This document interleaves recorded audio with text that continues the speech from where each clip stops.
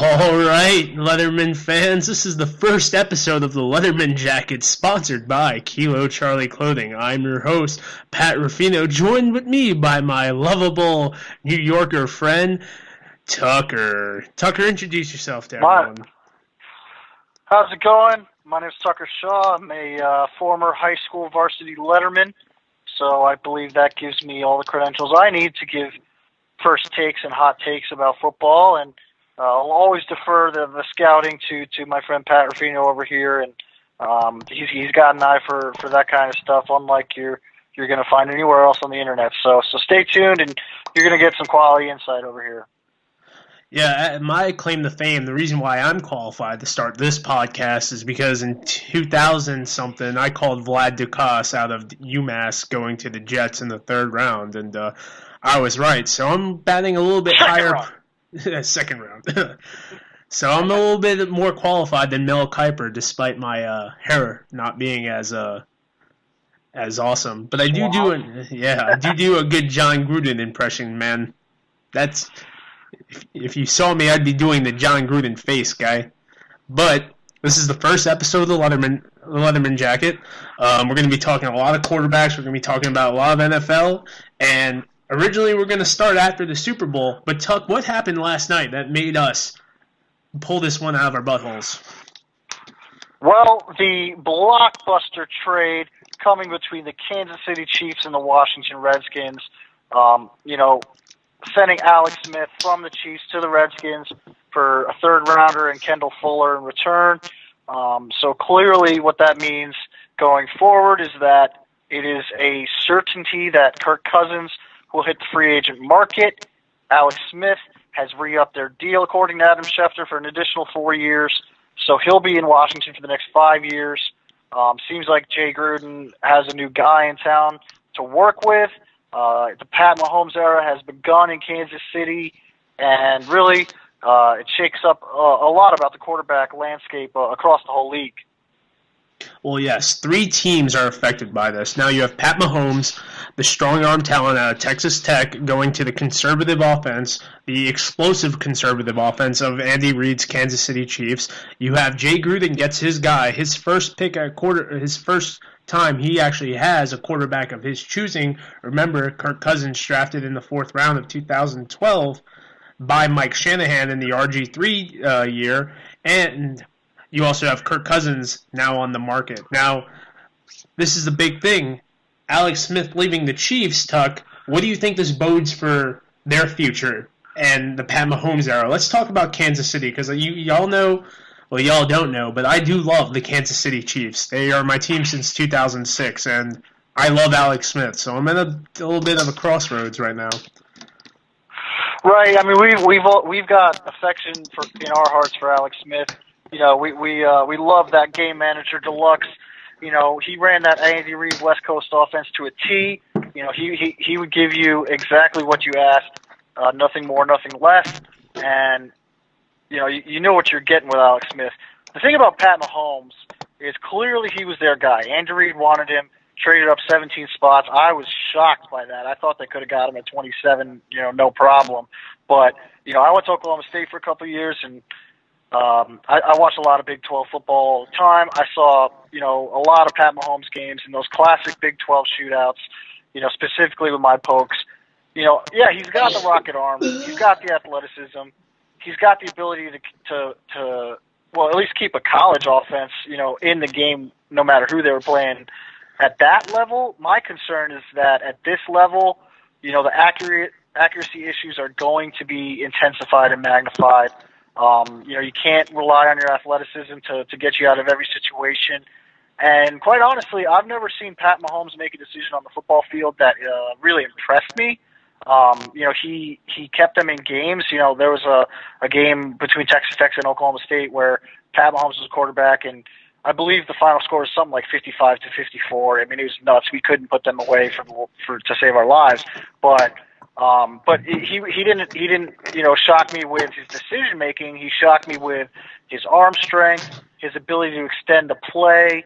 But I never really saw him hit those checkdowns, make the smart decision. And again, he'd miss receivers at times. And in college, against the Big 12 defense, you can't be missing receivers and have that translate to the tighter windows of the next level at the NFL.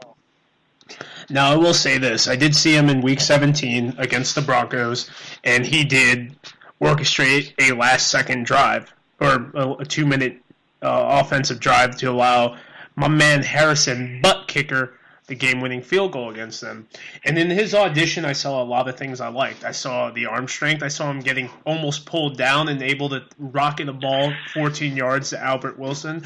Made Albert Wilson look like a number one receiver. Albert Wilson over 140 yards that game. And I also saw a lot of, not a lot of passes kind of zinged in there. I saw a lot of raw talent. And that's what he is right now, is raw talent. And one thing I didn't see that Andy Reid loves to do is the bubble screen. Now, is he going to be able to make those easy throws, and I use quotation marks, easy throws to the outside on those bubble screens that Alex Smith makes his living? Is he going to be able to throw those quick slants and stuff without killing someone? Is he not going to be able to manage the touch? And is he going to be able to read that safety when he comes over? Because Tyreek Hill isn't a secret anymore and able to hit Travis Kelce down the seam or on a post route or something. Well, I really like that you bring up the screen because, myself, I'm unfortunately a Jets fan. We've got a guy that came out, highly touted in terms of talent in Christian Hackenberg. And all the scouting reports, the past few training camps is that, he can't hit a screen. You see that at Penn State. He throws a screen. It's at the guy's feet. It's over the guy's head into the stands. And so I'm not entirely sure. I never played quarterback, so I'm not entirely sure what's so complicated about, just taking the snap and throwing it as hard as you can to your left or your right. But Alex Smith obviously was very successful at those screens. Quarterbacks at this level and the NFL level have to be successful at plays that are considered safe plays, like a screen, like a bubble screen, or things of that nature. And I'm not, we're not sure that Pat Mahomes can do that. And if you can't do the little things, then doing the big things isn't going to help you win a game. You can hit that bomb, after scrambling from the pressure, and yeah, that's going to look great on the highlight reel. But is that going to be consistent enough to score 30 points a game and keep you in those games and help you win games? If I like to think that Pat Mahomes is a project quarterback. He obviously, he got this year that, hopefully he took some of Andy Reid's tutelage, but again, I'm not sure that, quarterbacks like Pat Mahomes and, it's probably unfair to compare Pat Mahomes to Christian Hackenberg, but I see them facing similar struggles at this point in their career. I do not compare Christian Hackenberg at all to Pat Mahomes because I know for a fact that if Christian Hackenberg went up against the Denver Broncos, whether it be Week 17 or Week 1, he would not have been able to function well in whatsoever. Right. And I see Pat Mahomes now going into a quarterback room as a senior guy. Because Tyler Bray came in, who's the third string, came in for a series or two, fumbled, threw an incomplete pass, and then next thing you knew, it was 24-10 to 24-24. So now Pat Mahomes is the senior guy on deck. So now you need a quarterback to kind of help Pat Mahomes out because they don't have Matt Nagy there anymore. And with Matt Nagy not being there, now everyone gets moved up a leg. Because their new offensive coordinator was their old quarterback's coach. Now they have Mike Kafka, who was an Andy Reid guy, was a pro quarterback, and now he's in the room. But he's not much older than Pat Mahomes. I think he might be 30 years old, if that. So everyone gets moved up a little bit. But what's going on, Right. I mean, they definitely benefit from signing, a veteran journeyman guy. If Josh McCown made his way to Kansas City, that probably wouldn't be the worst situation in the world for any of those parties. But and like, I'm not saying that Christian Hackenberg and Pat Mahomes are anywhere near each other in terms of talent level. Pat Mahomes clearly has more talent. His college numbers were better, more consistent. He actually has been on the field in an NFL game and demonstrated some awareness. But what I'm saying is that, you know, he is raw. No matter how you slice it, he is raw, and I just don't know if he's going to be able to shoulder that load. I mean, obviously the Andy Reid offense, one of the hallmarks is kind of a conservative West Coast offense. You know, the media has been painting Alex Smith for years about his numbers and the way he does things, and you know, it was really just this year that they started to kind of illuminate that fact that it's almost like a running joke that Alex Smith, you know, isn't an elite quarterback. I mean, I wouldn't say Alex Smith is an elite quarterback, but he, you know, the media finally recognized him as a serviceable starter and kind of an average plus starter this year, whereas, you know, in years past, you know, they couldn't ever get away from that number one pick, you know, expectation. So, you know, there's a lot of factors at play here. You know, and I like Pat Mahomes in the sense that, you know, his dad was a pro baseball player. You know, he's got to know how to be a pro at this point. You always like players that are coaches' sons or sons of professional athletes because they kind of know how to be a professional, how to operate in those meetings, and give respect to the coaches and take the coaching. So we'll have to see with Pat Mahomes, but you know, you're a Chiefs fan, so you might have a little more optimism than I do. Just from what I saw out of him at college, I'm not sure if I see the same things that everybody else sees. I think your perspective personally could be taken with great weight because you were there watching him and whatnot. Right. I honestly, I expect Phillip Rivers finally to get over now that Alex Smith isn't there. I expect, and this is crazy to say, Phillip Rivers to take that wide open AFC West. John Gruden coming back to work with Derek Carr is probably the most fascinating thing to me that I really can't wait to see. So that AFC West is wide open, and Right. I think with Alex Smith there, I think the Chiefs are another 11-5 team, and they go 5-1 in the division. But you don't know. And now with Kirk Cousins on the market, that can kind of segue into what is Kirk Cousins going to do? What's his shtick? You know, does he go to the Broncos? You know, John Elway wants to win now. I don't think he wants to deal with Paxton Lynch. I think, honestly, the only serviceable quarterback in that room right now is Trevor Siemian, but I think he's already run himself out of a starting job. So do you walk into that room with Trevor Siemian and Kirk Cousins? What do you think about that? I'm a big Trevor Siemian guy. I mean, he basically helped revitalize Emmanuel Sanders' career. I just, you know, I like football players out of Northwestern. I like kids that go to smart schools. But aside from all that, aside from my personal biases, I think Trevor Siemian is, you know, a serviceable guy. He's one of those. He's kind of very much in the Alex Smith mold of a game manager. You know, I think his ceiling is kind of game manager deluxe. But again, you know what you're getting with Trevor Siemian, and I don't think Trevor Siemian's, you know, consistently going to get you to the playoffs. You know, we're talking about how the AFC West is wide open, but the AFC West being wide open is going to be more competitive. It's going to be one of those divisions where, you know, 9-7 is not going to get you into the playoffs. You're going to have to convincingly win that division or have some, you know, funky stuff happen there at the end of the standings. So, you know, the Broncos, you know, they're looking for a quarterback. That's not a secret. You know, the media speculation has been that they're looking for a quarterback, you know, maybe in the first round because this is such a deep class.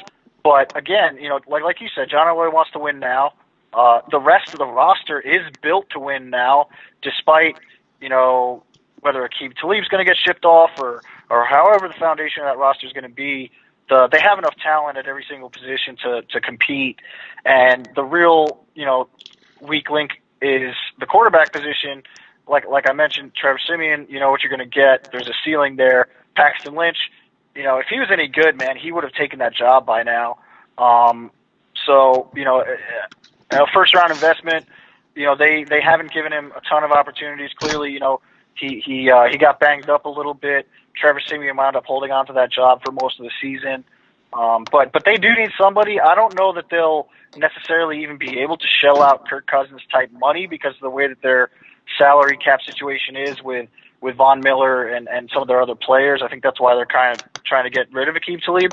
You know, that might be a storyline to watch. If the Broncos are able to ship Aqib Talib off of their roster and off of their salary cap, that would be, to me, a big sign that maybe they're really interested in pursuing Kirk Cousins. Then who does he go to? Because that's the question is now, a lot of people, does he want to go to Cleveland? Because Cleveland seems like the obvious choice. They have the second most cap, and other than the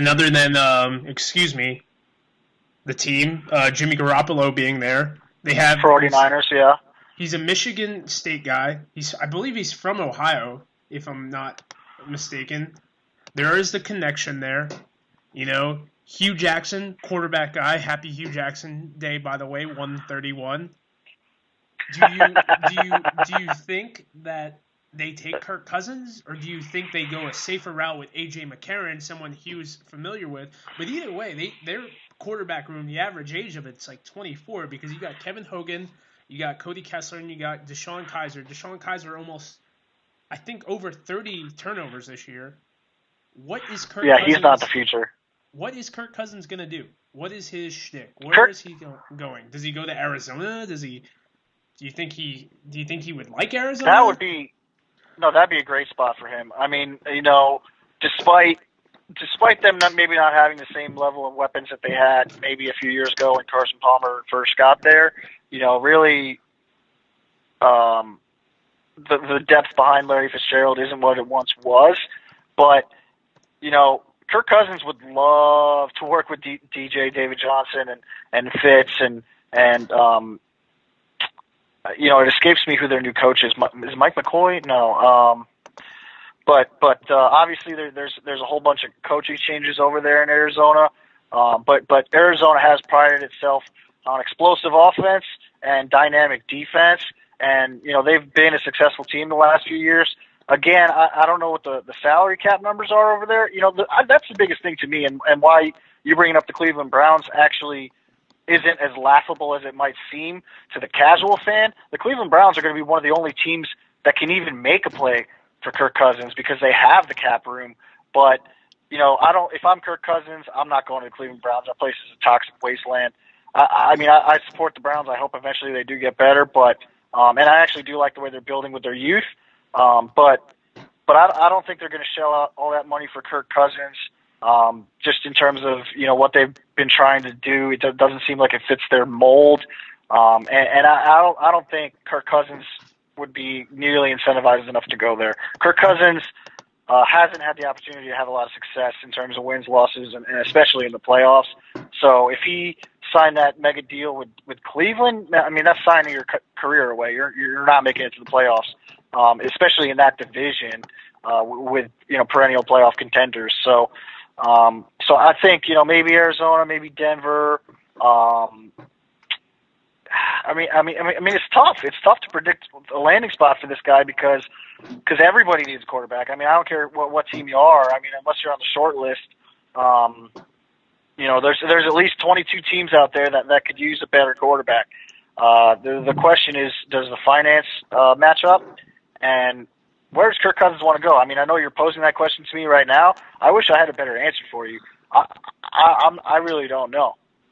Because then you have to factor this in, is that I personally thought, even though Kirk Cousins didn't want to be on the Redskins, that they may have taken him because, you know, maybe if at 5 they pick up Josh Allen or the Broncos do, and it just, the draft really messes everything up because there's 4 of the 5 quarterbacks that could go in round 1. And honestly, if someone falls in love with Mason Rudolph, he's the 5th one in the first round.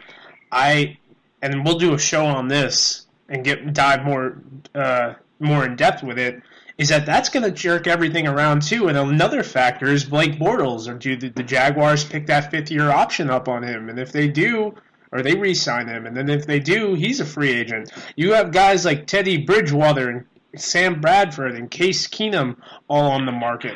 The market is out there. And then, you know, Tyrod Taylor, he's still under contract. Do you Do you let him go? Jay Cutler's a free agent. Josh McCown, Drew Brees. I don't think he's going to leave the Saints, but no, yeah, Drew Brees has stated that he's very much committed to the Saints. Yeah, he's still a free agent though. And then you can go down the list of the stopgap quarterbacks, the Josh McCown, the Ryan Fitzpatricks. Even Mark Sanchez. Do you throw him the ball and let him get hurt so someone else doesn't? And then, as I actually, stated, that's not a bad. Sorry, I don't mean to interrupt you, but no, that's not a bad. Mark Sanchez to the Kansas City Chiefs might not be a bad thing. Clearly, if you watch some of the mic'd up this year, it seemed like he had a very good relationship with the Mitchuation over there in Chicago. So, Mark Sanchez, despite the reputation that he has among fans, it seems like he's a good guy to have in the quarterback room. So, I think the Chiefs might want to consider signing somebody like either Josh McCown or a Fitzpatrick or even a Mark Sanchez. Fitzmagic has stated he does want to stay in Florida. He does want to stay with Tampa Bay. There's a lot of guys I think the Chiefs can grab, and honestly, the Chiefs can grab as their backup. I don't think Brock Osweiler's leaving Denver. I think he kind of realizes he has a home there as a backup. I think that John Elway likes him enough that he won't get rid of him. There's really, other than that, man, I'll go through the list. You got Kirk Cousins, Josh McCown, Sam Bradford, Drew Brees, technically, Jay Cutler, Drew Stanton, Chad Henne, Ryan Fitzpatrick, Mark Sanchez, Derek Anderson, Case Keenum, Matt Moore, Teddy Bridgewater, Geno Smith, Kellen Clemens, Tyler Bray, Chase Daniel, Joe Webb, Josh Johnson, Jimmy Garoppolo, E.J. Manuel, Brandon Weeden, Austin Davis, T.J. Yates, Brock Osweiler, Matt Barkley, David Fales, Tom Savage, RG3, and Colin Kaepernick. So, woof. Yeah, and then my trade column goes to Tyrod Taylor, Blake Bortles, right, Trevor Siemian, and then Mike Glennon. Because Mike Glennon is not due. They can cut him and save a decent amount on him. Right, I don't think anybody's going to pick up that contract. I mean, they paid him a lot of money. They paid him starter money, and so unless a franchise thinks that he's their starter, I don't think they're going to go and do that. I think if another franchise thought that about Mike Glennon, that he would have had other suitors when he was a free agent. But when you read off that list, the only guy that's an answer is Kirk Cousins. Jimmy G obviously is an answer, but both John Lynch and Jimmy Garoppolo have both stated that they're very much interested in continuing their relationship. So I don't foresee Garoppolo getting out of the Bay Area there. And outside of that, so Kirk Cousins, that's been the storyline for the last 3 years is that eventually he's going to be a free agent, and eventually he's going to be the best option there is, and eventually he is going to get paid. But the question is, where does he want to go? Who has the biggest need and the most cap flexibility? I'm still really curious, like we've been talking about. I mean, with the Broncos, who's their answer is a really good question, because although I like Trevor Siemian, I don't know what they're going to do in terms of becoming a playoff contender again, and there's so many teams that need quarterbacks. I mean, like the Jets. I mean, they've got nothing going on in that department, and all those names you listed off, none of those guys sound like the answer. It's just quarterback is such a scarce commodity. There's a reason why Kirk Cousins is going to get paid what he's going to get paid, is because there's just not 32 people walking this earth that can consistently do what Kirk Cousins does, what Tom Brady does, what Aaron Rodgers does, what Jimmy Garoppolo does. There's just not 32 of those individuals on the planet, and I've always found that shocking. But at the same time, that's what helps drive the market and the demand. But I just don't know what all these teams are going to do. Those journeyman quarterbacks that we listed off, they're kind of guys that are more like coaches with an earpiece and a clipboard than a guy that's going to win you a game. So it's really a conundrum for I would say at least 2/3 of the league. Yeah, I kind of rank it as you have your Drew Brees, who's going to get re-signed, Then you have Kirk Cousins, and then you have Bradford, Bridgewater, McCown, and that's how I rate them. And I don't think Fitzpatrick leaves Tampa Bay. And I definitely would like. I think now that I think about it, I'd like to see Kirk Cousins go to the Browns, throw all that money at him. And the reason why is because now the Browns have those 2 first-round picks, and then they have an early second-round pick. Now you have 3. I don't know how many picks I think they have like 6 picks in the top 50 or the top 75 or something like that. But yeah, I know I think they have 6 picks in the first 2 rounds. So there you go. Yeah. That's 6 players that you can impact players. Now you get a quarterback, you bring in Josh Allen. Okay, so what are you going to do? Are you going to throw Deshaun Kaiser out there and let him just get abused for a couple of weeks? That's disrespectful to him, and that's just disrespectful to that team. Njoku's a player. They picked him up last year. I don't think he's a stud, but he's a player. He's a good player. They should have never got rid of Gary Barnidge. That was a dumb move. They have Jabril Peppers, who I think is a serviceable safety. Myles Garrett proves when he is healthy he can play. They have guys like Danny Shelton isn't terrible. They sent a guy to the Pro Bowl, Joe Schobert. Was a good player. Let's not forget the Oklahoma State product, Emmanuel Ogbah. You have Ogbah. Myles Garrett. You have Ogbah. You have Carl Nassib. You have good players that you can build around. The offensive line isn't terrible. You have David Johnson and Isaiah Crowell. Josh Gordon coming back. Corey Coleman. You have decent players that you were not maybe a 10-6 team, but you're definitely not 0-16. So right. I mean, I don't understand why they haven't been able to translate any wins. Like you're saying, their skill position players are good. Like the media and Twitter this year was very much saying, why the heck is Duke Johnson not getting used a lot more? Why isn't he there every third down back? And like Njoku, I mean, he's an athletic freak just like Josh Gordon. And Corey Coleman, that's a guy I think can ball. I think, if he could stay healthy, he could ball. Obviously, I don't think he's going to stay healthy just because of his size and the injury history that he has. But when he's on the field, he's electric. He can take the top off of defense. He can flat out fly. And like you were saying about Deshaun Kaiser, they tried that already. They trotted him out there. He got punished. He turned the ball over. That's not the answer there.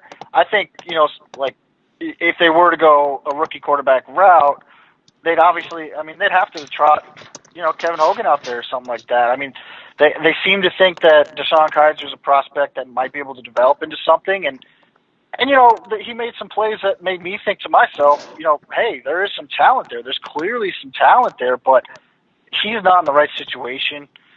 Kevin Hogan, from what I've seen the past couple of years, is more of that game manager that the toxic wasteland of the Cleveland Browns kind of needs. They need that game manager type. They don't necessarily need an athlete in Deshaun Kaiser who's going to try to make stuff out of nothing. But I can't imagine Kirk Cousins going to the Browns, man. I mean, doesn't this guy want to win games? Doesn't this guy want to? I think he wants to be loved. I think he wants to be loved.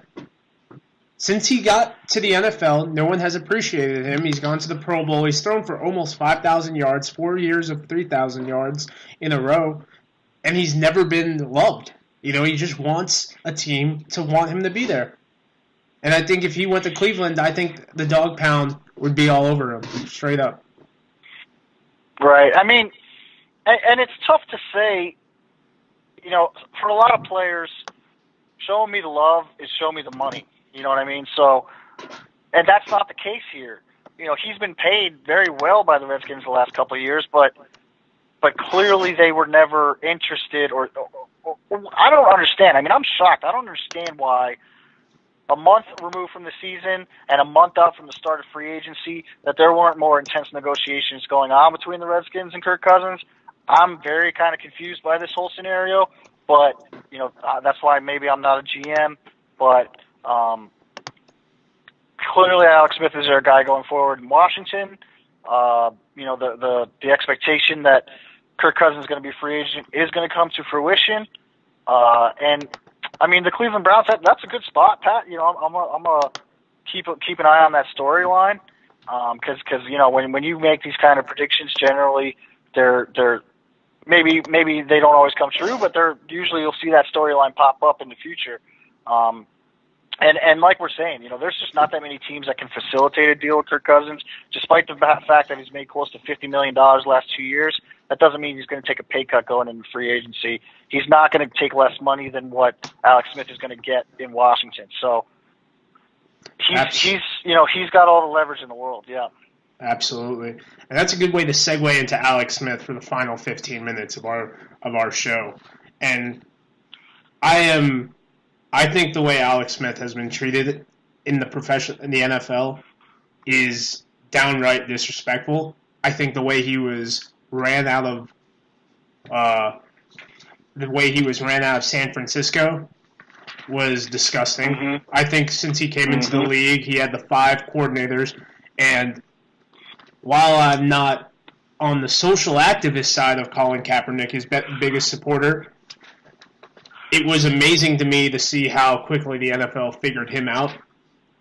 And right.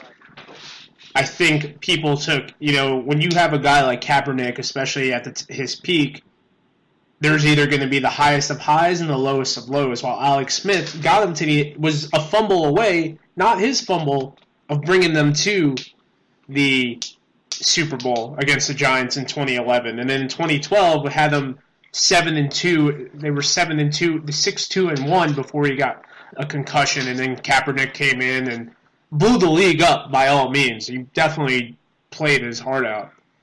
But, then comes to Kansas City, turns that whole franchise around. 2013, they go 11-5. 2014, missed the playoffs, go 9-7. 2015, they're 1-5. He puts them on a 10-win winning streak, and they go to the playoffs, beat the Houston Texans at Houston, and then lose to the Patriots in the divisional round. Final 2016, 11-5 season, losing a heartbreak at Arrowhead. They go 12-4 in 2016, and then this year started amazing, 5-0. Kick back to a 6-5, and then they eventually go 10-6. So leads them to the playoff back-to-back AFC Championship. What do you think this makes of Alex Smith? What do you think his chapter is? He's got 5 more years in the league now. What do you see for the Redskins and now this overly crowded NFC East? Well, clearly Jay Gruden wanted Alex Smith. That's his guy. Like you're saying, he hasn't necessarily been able to make the personnel decisions in the past. The NFC East is consistently a very competitive division, but the Redskins to me are a team that is a little bit on the decline. I mean, their skill position players, aren't what they once were. I don't know if I can trust any of their running backs. I don't know if I can trust any of their receivers. Terrell Pryor hasn't worked out. I was actually at the game 2 years ago at FedEx Field. I watched Terrell Pryor play for the Cleveland Browns and absolutely bitch Josh Norman. And it's always funny to me that teams wind up signing players that play really well against them. But, look how that worked out for them. Terrell Pryor hasn't been great this year. I don't really see them being set up to have a great success on the offensive side of the ball. But quite honestly, that's where Alex Smith thrives. There's no names left and right. Who knows what obviously the offensive game plan is going to be very scripted and very much in the Jay Gruden philosophy. So that's probably the best situation for Alex Smith, is a situation where, there's not a lot of glory guys around there. There's not a lot of huge names. But, Alex Smith is going to be told what's expected of him, and he's going to go out there and he's going to do it. I think the question marks lie in the strength of the NFC East year to year and whether or not the skill position players, drop the screen passes and, drop the wheel routes and things like that. So I think Alex Smith is in a good position for him. I just don't know if the Redskins are going to have a lot of success going forward. Now, you look at their team, And I like a lot of things about their team. And I like obviously DJ Swearinger reviving his career. You have Jonathan Allen, the newly brought in defensive end. You have Ryan Kerrigan. I think Mason Foster is a good pickup. There's a lot of good players. It's kind of like the Browns, there's a lot of good players on that team. And Jamison Crowder, I think, is going to have a field day with Alex Smith. Probably the poor man's. I know. Jamison Crowder, man, he gets more targets than anybody, and he gets more drops than anybody. Like, he's a ball player, but, man, he drops the ball. I'm curious to see what Alex Smith does with that, because I think if he's throwing these quick routes and all this good stuff over the middle and, just easy catches, and he's messing it up, do you think Alex Smith is going to be like, get off the field? Because I think Alex Smith's a little bit of a savage like that. See, my perspective is different. Obviously, you've been more closely following Alex Smith's career the whole time. You're a Chiefs fan, so you've been very involved, very in tune with his career. But so I can't speak to that. But I don't foresee that happening. You're not going to tell Jamison Crowder to get off the field when he's your second best option athletically. But I think Alex Smith will have some success numbers wise. I think he'll probably manage the game well enough and do what G Gruden wants to do well enough to, be in that 8-8, 9-7, 10-6 realm where, 9-7 in the NFC East gets you to the playoffs more so and more often than most other divisions, considering how much parity there is in that division. But, I think the theme here is we expect positive things from Alex Smith. I just want to confirm that in terms of Kirk Cousins, you think maybe the best fit for him, and clearly the best financial fit for him is probably the Cleveland Browns. But so I just want to check and see that that's where at this point. I'm not locking you into this. I'm not saying this is your prediction, but I want to make sure that that's what you think might be the best fit for him at this minute. And then also, I think I don't think Kirk Cousins is going to the Browns. I don't think anybody in their right mind who's a free agent wants to sign with the Browns. I see him maybe more in a Broncos situation. John Elway's probably going to fall in love with him if he ever has a meeting with him. And I think the biggest obstacle for Kirk Cousins joining the Broncos would be the cap situation.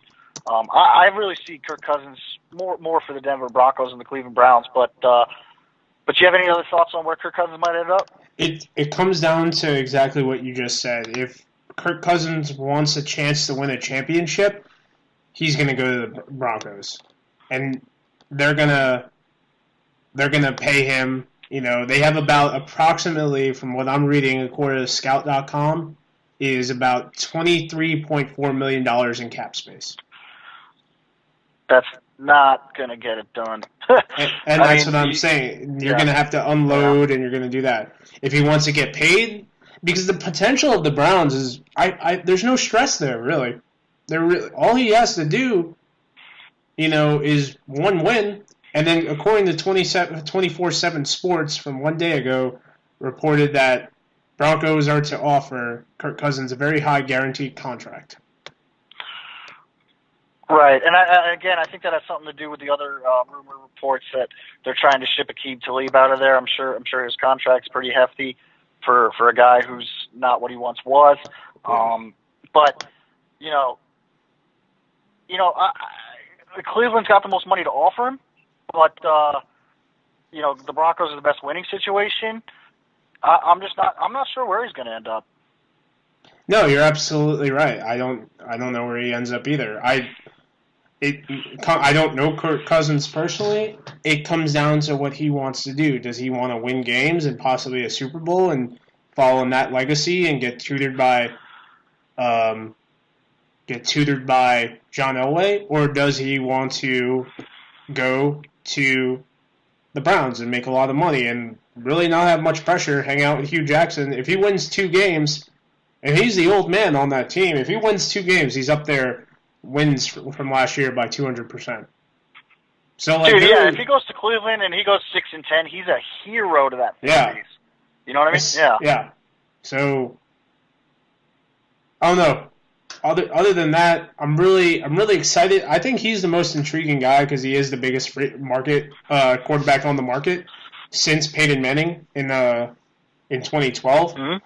I want to see. I'm very excited to see what Alex Smith does, especially with Jordan Reed being if he's healthy, being reunited with Brendan Davis, Josh Doxson. Do they bring back Terrell Pryor on a very cheap deal? Who do they pick up in the draft now that they have some? Now that they don't need a quarterback, now can they pick up in the second round the running back, or do they trade down or trade up, or what do they do?